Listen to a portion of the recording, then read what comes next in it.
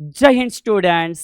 NEET માટે તૈયારી તો આપણે કરીએ છીએ, પરંતુ એ વસ્તુ આપણને ખબર પડવી જોઈએ કે સર આપણે જ્યારે રિઝલ્ટ જનરેટ કરીએ છીએ, એક બેસ્ટ રિઝલ્ટ આવે છે, ત્યાર પછી કઈ કોલેજીસ આપણા માટે સારી હોય છે.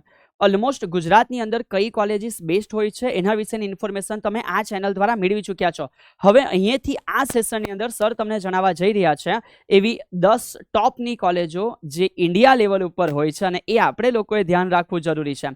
કયા ટાર્ગેટ્સ આપણે અચીવ કરવા પડશે કે જેથી એ કોલેજોમાં એડમિશન મળી શકે, એના વિશેની ઇન્ફોર્મેશન પણ સર તમને પ્રોવાઈડ કરી દેશે. સો આજનો વિડીયો ખૂબ ખાસ બનેલો રહેશે. કહેવાય ને કે લક્ષ્ય જ્યારે ઊંચું હોય, પણ વાલે એ પહેલાં લક્ષ્ય ઊંચું કોને કહેવાય એ તો જોવું પડે ને. તો એ આજે તમને ખબર પડી જશે કે જ્યારે એક્ઝામ નીટની આપી રહ્યા છે આ ભારત દેશની અંદર, સમગ્ર રીતે આપણે જો જોવા ગઈએ તો એવરેજલી 22 લાખથી 24 લાખ વિદ્યાર્થીઓ નીટની એક્ઝામ આપે છે. સો આફ્ટર ઓલ એક જ્યારે જબરજસ્ત ગ્રેટ રિઝલ્ટ તૈયાર થાય છે, તો આ ગ્રેટ રિઝલ્ટ પછી એ વિદ્યાર્થીઓ કઈ કોલેજમાં એડમિશન લેવાનું પ્રિફર કરતા હોય છે એ આપણે પણ જાણવું જરૂરી છે. થઈ શકે કે એ જાણકારી આપણા માટે કામ આવે, એ ગોલ એ આપણને ક્યાંક આકર્ષિત કરી લે, અને આકર્ષિત કરે તો ક્યાંક આપણી પણ મહેનત વધી શકે છે. સો આ બધી વસ્તુ આપણા માટે જરૂરી છે. વેરી ફર્સ્ટ શરૂઆત કરવા ગઈ છે, હા 10 તમને એ દેખાય છે, પણ હવે ઇન ડિટેલ બાય વન બેટા આપણે કન્ટિન્યુ કરતા જશું. સો સૌથી પહેલું નામ દરેક વિદ્યાર્થી જાણો છો, અને સર જણાવે કે ના જણાવે, તમારા દિલની અંદર પણ આ નામ રમી રહ્યું છે. કેટલા વિદ્યાર્થીને આ ટાર્ગેટ છે, કેટલા વિદ્યાર્થી જાણે છે કે આ ટાર્ગેટ છે ને એ એકદમ ચેલેન્જિંગ છે, પરંતુ સર ચેલેન્જ લેવાની પણ મજા હોય છે. અને ક્યાંક અંદર ખાને દિલની અંદર અમારી બી એવી ઈચ્છા છે કે દિલ્હી સુધી, અને દિલની ઈચ્છાઓ દિલ્હી સુધી. સો વાલા એમ્સ દિલ્હી આપણે જાણીએ છીએ, તમામ વિદ્યાર્થીને આઈડિયા છે કે સર વેરી ફર્સ્ટ પ્રાયોરિટી અમે આપીએ છીએ કે જ્યારે એક શાનદાર રિઝલ્ટ અમારું તૈયાર થઈ જાય નીટની અંદર, તો અમે આ કોલેજની અંદર એડમિશન લેવા માટે અંદરથી ઘણી બધી એવી ઈચ્છાઓ છે એ રાખીએ છીએ. સો એક નાની ઇન્ફોર્મેશન સર જણાવે છે. ફીસ હવે તમે જાણો છો કે ભલે એનો આંકડો નાનો ઘણો આગળ પાછળ ચેન્જીસ થતો રહેશે, એક એપ્રોક્સ ફિગર છે, અને આપણે જાણીએ છીએ કે સાહેબ હવે એમ્સ છે તો આપણે ખુદ પૈસાની એટલી ચિંતા કરવાની આવશ્યકતા નથી. તો એક નોમિનલ ફીસ છે જે 1600 રૂપિયાની આસપાસ જોવા મળે છે. બટ અગત્યની વસ્તુ ધ્યાન રાખજો, હા સ્ટેપ બાય સ્ટેપ જે વાતો હશે આપણે અલગ સેશનોમાં કરીશું, બટ એક ટાર્ગેટ જણાવી રાખે છે સર કે એપ્રોક્સ જે લાસ્ટ યરની કહાનીઓ હતી એના પરથી હું તમને જણાવું છું, 705 થી 720, એટલે કે તમારો ઓલ ઇન્ડિયા રેન્ક જે છે એ 700, તો કે ના સર 100, કેટલા, હા માર્ક 700 ટોપ જવા જોઈએ, અને by that all India rank તમારો 100 બિલો હોય તો તમે તેવી એક્સપેક્ટેશન રાખી શકો છો કે સાહેબ અમે અહીંયા એડમિશન મેળવી શકશો. સો વાલા તગડી કોમ્પિટિશન હશે, તગડીની તમે કહી શકો કે એડી ચોટીનું જોર લગાવી દેવું પડે, એમ જબરજસ્ત પરફોર્મ કરવું પડે, અને પછી આ કોલેજમાં એડમિશન મળી શકે છે, આપણા દરવાજા એક ખુલી શકે છે. હવે એના પછી માત્ર એમ્સ દિલ્હી નથી, એના પછીની બી ઘણી વસ્તુ છે. શરૂઆત કરીએ જે બીજી છે, યસ એ બીજી કોલેજ બેટા સર તમને જણાવી રહ્યા છે કે ત્યાર પછી વિદ્યાર્થીઓ જે એના પછી આગળ એક્સપેક્ટેશન રાખતા હોય છે એ છે પીજી મારે બેટા ચંદીગઢની અંદર છે, દેટ્સ ફાઇન. અને સર આ જે ચંદીગઢની અંદર છે પણ હવે તમારે ફી માટે તો અત્યારે કોઈ એવી ચિંતા કરવાની જરૂર નથી, અને એટલે જ આપણે આટલી બધી મહેનત કરતા હોઈએ છીએ, એટલે જ તો મથીએ છીએ કે સર એકવાર જોરદાર રિઝલ્ટ આવી જાય, હા પછી પૈસાની પણ ચિંતા નથી, અને ભણવા માટે પ્લેસ પણ જબરજસ્ત હોય છે. સો એ જગ્યાએ જો સર તમને આઈડિયા આવે છે કે તમારે જે ટોપ રેન્ક્સ મેળવવો પડે, હા જે તમારે એડમિશન છે એને મતલબ એલિજિબલ બનવા માટે, તો ક્યાંક ને ક્યાંક તમારો ઓલ ઇન્ડિયા રેન્ક એ 200ની અંદર આવી ગયો હોય તો સંભાવનાઓ પ્રગટ થઈ જતી હોય છે. તમે ડેફિનેટલી એવું સ્વપ્ન છે બનાવી શકો છો કે આ કોલેજમાં એડમિશન મળી શકે. સબ તગડું કોમ્પિટિશન છે એ હોવું જોઈએ ભાઈ, કારણ કે કોલેજ બી તેવી છે ને ઓલ ઇન્ડિયા લેવલ ઉપર વાત થઈ રહી છે. સો ત્યાર પછી આપણે આગળ વધીએ છીએ જીપમર જે પોંડુચેરીમાં છે. સો વાલા આ જે પોંડુચેરીની અંદર છે ફી તમે જોઈ શકો છો, એક ડિટેલ બસ તમારા માટે સર મૂકી છે,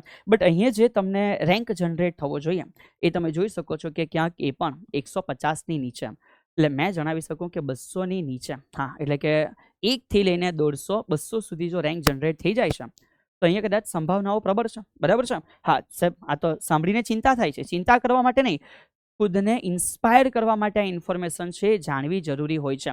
આગળ વધીએ છે નંબર 4 ઉપર જે છે લખનૌની અંદર છે વાલા, અને લખનૌની અંદર જે છે સેમ, હા ફી સ્ટ્રક્ચર તમે જોઈ શકો છો, બટ અહીંયા પણ વન્સ અગેન રેન્ક જે છે 200 બિલો હોય તો તમારા માટે સંભાવના ઘણી વધી જતી હોય છે. નેક્સ્ટ આગળ વધીએ છે નંબર 5 બેટા, તો નંબર 5 ઉપર છે IMS, અને એ વારાણસીની અંદર છે. ઓકે સર, અને વારાણસીની અંદર હા યાર મતલબ કે નામ સાંભળીને બી મજા આવી જશે. તો સાહેબ ત્યાં પણ અમે જોઈ શકીએ છીએ કે એપ્રોક્સ જે અહીંયા આપણો એર છે ને સાહેબ, હા એ ક્યાંક ને ક્યાંક ક્યાંક યાર 700 થી 715 સુધી અને એર જે છે એ 700 બિલો હોય તો આપણી સંભાવનાઓ ઘણી વધી જતી હોય છે. ચલો યાર, સારી વસ્તુ છે. આશા રાખીશ કે તમે આ બધી ઇન્ફોર્મેશન પોતાના દિલો દિમાગમાં મસ્તિષ્કની અંદર ફિટ કરજો, જેથી મહેનત કરવામાં એક મજા આવે. એક મહેનત કરવાની અંદર કહેવાય ને એક હોંસલો બેટા એડ ઓન થશે. આગળ વધીએ છે તો બેંગ્લોરની અંદર છે. તો ભલા બેંગ્લોરની અંદર આપણી આ જે કોલેજ છે તો તમે જોઈ શકો છો કે એની અંદર ફી સ્ટ્રક્ચર એટલું બધું નથી જે આપણે પ્રાઇવેટમાં જોતા હોઈએ છીએ. બટ અહીંયા તમે જોઈ શકો છો કે સાહેબ ક્યાંક ને ક્યાંક મતલબ કે આ જગ્યાએ બી આપણા માટે જે કટ ઓફ માંગે છે એ ડેફિનેટલી ઘણો હાઈ હોય છે. ચલીએ ફાઇન, આગળ વધીએ છીએ. નેક્સ્ટ ગાડી નંબર 7 ઉપર આવી જાઓ તો નંબર 7 ઉપર KGMU લખનૌમાંથી છે. અને આ જે કોલેજ છે એના માટે પણ તમારે ક્યાંક ને ક્યાંક બેટા બેટર સ્કોર કરવો તો જરૂરી છે. હા, બટ ઉમ્મીદ વધી જતી હોય છે. સર મારે એપ્રોક્સ 680 પ્લસ આવી રહ્યા છે. શું મારો એર જે છે એ 3000 બિલો, 3000 સુધી કદાચ તમારો ઓલ ઇન્ડિયા લેવલ ઉપર રેન્ક જનરેટ થઈ જાય છે, એવા કેસમાં તમને આ કોલેજ જે છે એની અંદર એડમિશન મળવાની સંભાવનાઓ પ્રગટ થઈ જતી હોય છે. આગળ વધીએ છીએ. સર નેક્સ્ટ ગાડી નંબર 8 ઉપર કોણ છે? તો નંબર 8 ઉપર મદ્રાસ મેડિકલ કોલેજ ચેન્નઈ ખાતે છે. ત્યાં વિદ્યાર્થીઓ આ બધા લાઇનઅપ એવી રીતે કર્યા છે જેથી ઇન્ટરેસ્ટ સૌથી પહેલા અમને એમ્સમાં મળે, પણ ત્યાં નહીં મળે તો પોંડુચેરીમાં તો મળવું જોઈએ. તો એવી રીતે આપણે નંબર 8 ઉપર જે આવ્યા છે એ આપણે નંબર ચેન્નઈ એસ પર તો મતલબ કે સોર્સિસ જે ડેટા આપણને પ્રાપ્ત થયો છે અને એ જગ્યાએ બી તમે જોઈ શકો છો કે સાહેબ અહીંયા બી જે કટ ઓફ છે એ ક્યાંક ને ક્યાંક 4000 બિલો છે. સ્કોર જે જઈ રહ્યો છે 660 680 અરાઉન્ડ જઈ રહ્યો છે. સો ધેટ્સ બેટર બેટા. મને એ બેટર વસ્તુ છે તો તમે આ વસ્તુ ધ્યાનમાં રાખજો. આગળ વધીએ છીએ. એમ્સ ઋષિકેશ નંબર 9 ઉપર આપણે મૂકીએ છીએ. અને એમ્સ જે ઋષિકેશ છે ત્યાં પણ ફી તો નોમિનલ છે, બટ એ જગ્યાએ બી તમે જોઈ શકો છો કે ક્યાંક 660 માર્ક તો જરૂરી છે અને સ્કોર બી લગભગ 5000 બિલો જઈ રહ્યો છે.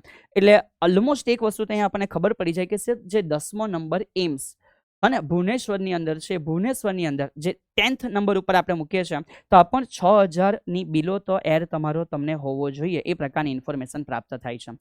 તો મારી તમને એક એવી ઈચ્છા કહેવાની છે કે તમે એવો ટાર્ગેટ રાખો કે સર અમે મહેનત કરીશું અને અમે અમારો રેન્ક જનરેટ કરવા પ્રયત્ન કરીએ. સૌથી પહેલાં તો ગુજરાતની અંદર એક બેસ્ટ રેન્ક હોવો જોઈએ અને ગુજરાતની અંદર બેસ્ટ તમે લાવી શકો છો, તમારી એવી કેપેબિલિટી છે, તો પછી તમારું અહીંયાથી બેટા જે કામ છે એ એની આગળના લેવલે અચીવ કરવા માટે હોય છે. સો બધા એવો પ્રયત્ન કરજો કે અત્યારે આ રેન્ક કયો છે એ ફોકસ ના કરતા તમે એ વસ્તુ સેટ કરો કે પોતાનો જે રેન્ક આવી રહ્યો છે એ રેન્કને હું ડિવાઇડેડ બાય 10 કેવી રીતે કરી શકું.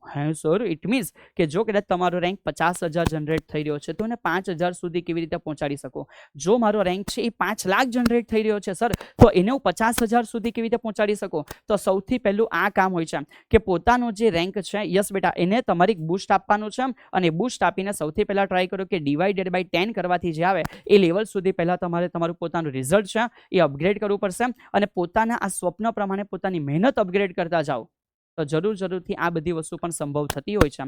કારણ કે જે ક્યારેક સાંભળીને ઇમ્પોસિબલ લાગે, શું ભારત દેશના જ વિદ્યાર્થીઓ, શું ગુજરાતના બી વિદ્યાર્થીઓ આ વસ્તુને સક્સેસફુલ નથી બનાવી શકતા?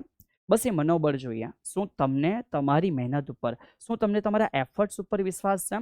જો એ વિશ્વાસ છે, તમે આ ચેલેન્જ સ્વીકારવા માટે તૈયાર હોય તો વિદ્યાર્થીઓ આ જગ્યાએ એડમિશન મેળવે છે અને મેળવી જ રહ્યા છે વાલા. કેમ? કારણ કે તો જ તૈયાર આ બધા રેર આપણે જઈ ચૂકીએ છીએ. તો જે વસ્તુ અન્ય વિદ્યાર્થીઓ કરી શકે છે એ આપણે પણ કરવા માટે કોશિશ કરવી જોઈએ, પોતાનું 100% આપવું જોઈએ અને પછી જે રિઝલ્ટ આવે છે યસ એ સ્વીકારીને જીવનમાં આગળ વધવું જોઈએ. પણ આ બધી વસ્તુ થવા પહેલાં એક જોરદાર પ્રયત્ન કરવાનો અધિકાર આપણા દરેક વિદ્યાર્થીઓનો હોય છે.